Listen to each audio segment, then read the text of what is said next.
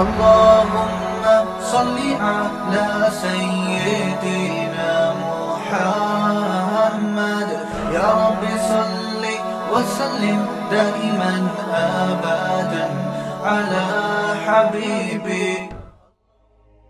خیالات آتے ہیں نماز ٹوٹ جاتی ہے اور اگر آئے اس کا حل کیا ہے, اور نماز کے دوران ہنسی آ جائے تو دیکھو نماز میں گندے خیالات آتے ہیں پھر نماز ٹوٹ جاتی ہے. دیکھو خیالات آنے پر نہ اللہ کی طرف سے کوئی پابندی ہے نہ گورنمنٹ کی طرف سے کوئی پابندی ہے. خیالات غیر اختیاری چیز ہے, جتنا آ رہا ہے آنے دیں. اس کو زبردستی بھگائیں گے تو یہ جانے کے بجائے اور زیادہ آئیں گے.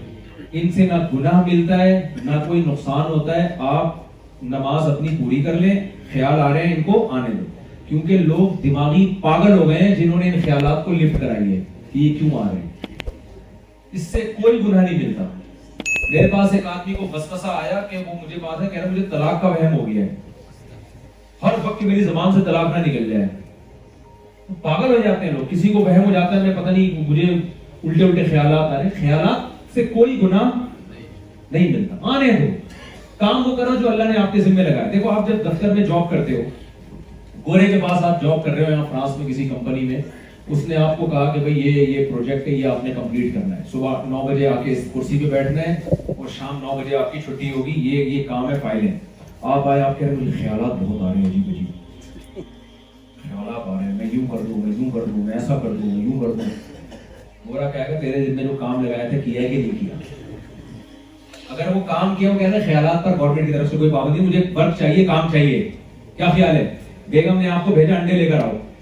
ہم تو کوئی مثال دیں گے نا ہمارے یہاں چل رہی ہے. آپ کو ساس کے بارے میں غلط خیالات آئے کہ میری ساس چنگیز خان لگتی ہے مجھے, اور میری بیگم ایسی, اور میری یوں, کاش میں اس سے شادی. خیالات آ رہے ہیں, وسوسے آ رہے ہیں. لیکن آپ جتنے انڈے بولے تھے اتنے لے کر آ گئے اور مسکراتے ہوئے چہرے کے ساتھ آپ نے بیگم کے حوالے کر دیے. بیگم کہیں گی ویل ڈن, بہت اچھے ملا. کیا خیال ہے؟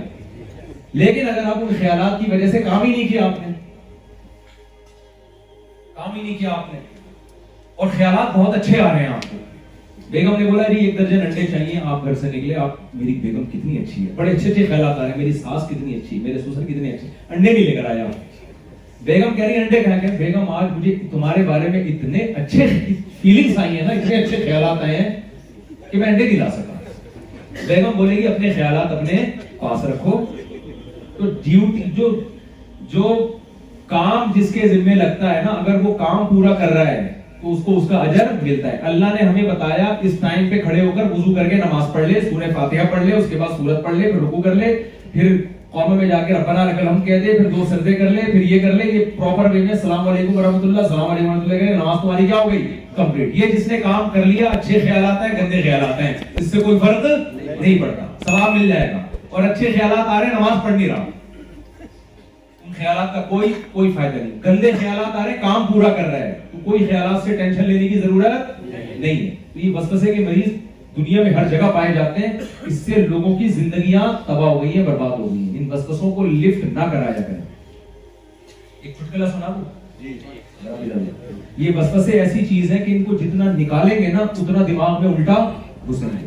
ایک آدمی, ہمارے یہاں تو تعویذ ڈنڈے بہت ہوتے ہیں نا پاکستان میں, انڈیا میں, تو ایک جاہی پیر تعویذ دیا کرتا تھا اور اس کی قیمت بہت زیادہ لیتا تھا. وہ لاکھوں روپے کا ایک تعویذ دیتا تھا اور کہتا تھا اس میں, جب کوئی پوچھتا نا اتنے پیسے کیوں لے رہے ہو, کہتا 100% گارنٹی ہے یہ تعویذ اثر کرے گا. لوگ چاہتے ہیں اس کے پاس, ایک دیہاتی چلا گیا, بھی میرا یہ کام نہیں ہو رہا, اس نے کہا تیرا یہ کام ہو جائے گا, 1 لاکھ روپے لوں گا, یہ تعویذ بنا کے دے دیا. تھا یہ پیر بڑا ہوشیار. اس نے کہا دیکھو یہ تعویذ تو میں نے 1 لاکھ روپے لے لیے, 100% گارنٹی ہے کہ یہ اثر کرے گا, لیکن شرط یہ ہے کہ جب تم گھر میں داخل ہو تو کالے کتے کا تصور تمہارے دماغ میں نہیں ہونا چاہیے. اب آپ بتاؤ کس کے دل میں کالے کتے کا تصور ہوتا ہے گھر میں داخل ہوتے ہیں؟ اب اس نے کہا یار یہ کالا کتا آ گیا نا دماغ میں اس کے, کالا کتا. اب کہہ رہے میرے تو 1 لاکھ روپے برباد ہو گئے. اب بار بار نا جھٹک رہے, کالا کتا نکلے ادھر سے. وہ تو جتنا کتا نکالو گے کتا اتنا آئے گا دماغ,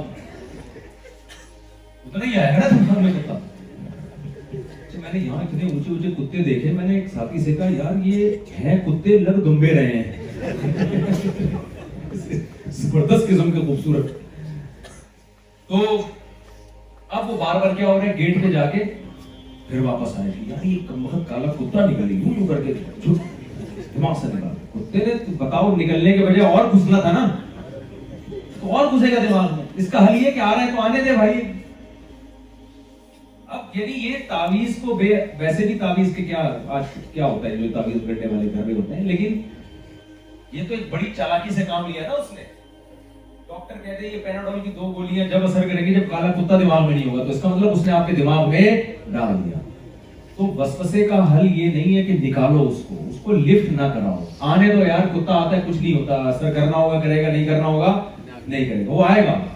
تو اسی طرح یہ وسوسے الٹے سیدھے ان کو لفٹ نہ کرائیں, آ رہے ہیں تو آنے دیں, نہ نکالنے کی کوشش کریں, نہ جان بوجھ کر سوچ کر لائیں. ان کا علاج ہی یہی ہے, سمجھتے ہو؟ چلو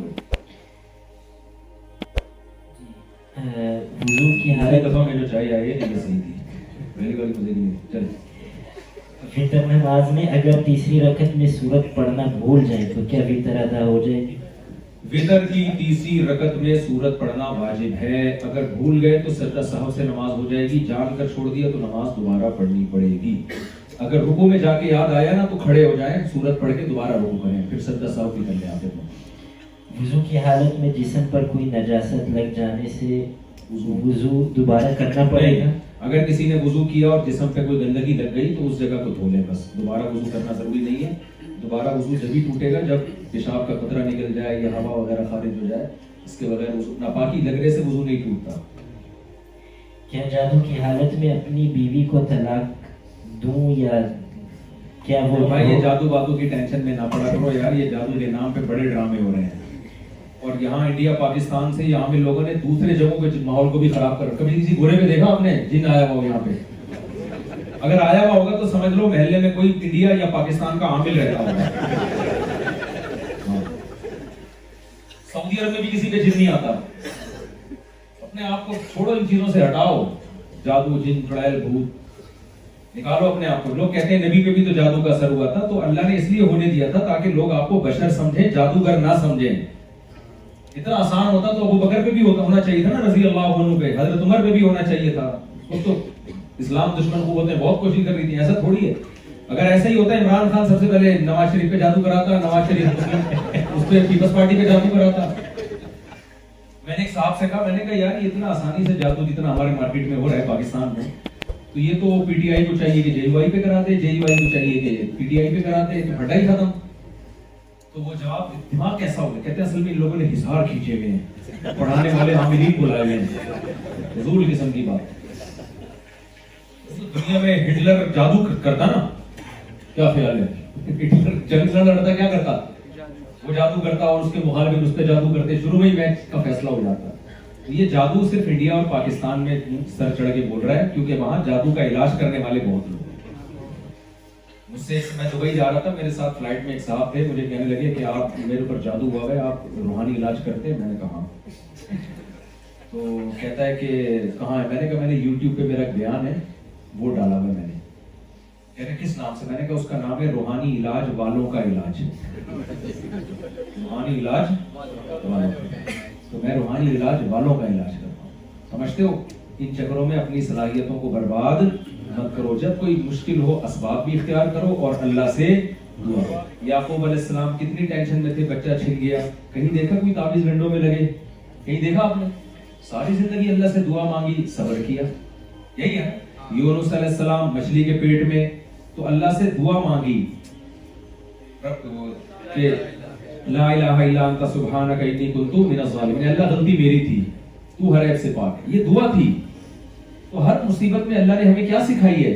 اللہ سے مانگنا سکھایا. گڑاؤ اللہ کے سامنے, مصیبتوں کا حل اس میں ہے. مفتی طارق مسعود صاحب کے بیانات سننے کے لیے youtube.com/مفتی طارق مسعود کو سبسکرائب کریں, اور اگر آپ لائیو ویڈیو کو کبھی بھی مس نہیں کرنا چاہتے ہیں تو سبسکرائب کرنے کے بعد بیل آئیکن پہ کلک کرنا مت بھولیں. جزاک اللہ.